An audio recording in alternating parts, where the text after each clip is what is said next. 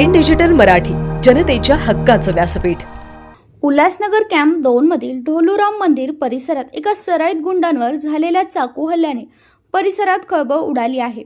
हा हल्ला कारने कट मारल्यावरून सुरू झालेल्या वादातून झाल्याची प्राथमिक माहिती मिळते.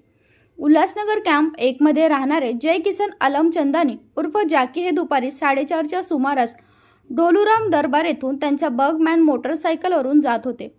त्याचवेळी समोरून आलेल्या कारमधून 2 सरदार उतरले. त्यांनी आलमचंदानी यांच्या मोटरसायकलला कट मारल्याने त्यांच्यात वाद सुरू झाला. पाहता पाहता हा वाद हातापायीत परिवर्तित झाला. याच दरम्यान कारमधील एका व्यक्तीने जवळ असलेल्या धारदार शस्त्राने आलमचंदानी यांच्यावर हल्ला चढवला. पोटावर 2 वार आणि पाठीवर 1 वार झाल्याने ते गंभीर जखमी झाले असून त्यांना तातडीने मध्यवर्ती रुग्णालयात उपचारासाठी दाखल करण्यात आले आहे. घटनेची माहिती मिळताच उल्हासनगर पोलीस ठाण्याचे वरिष्ठ पोलीस निरीक्षक संतोष आव्हाड आणि पोलीस निरीक्षक लक्ष्मण कांबळे यांच्या पथकाने घटनास्थळी धाव घेऊन तपास सुरू केला आहे.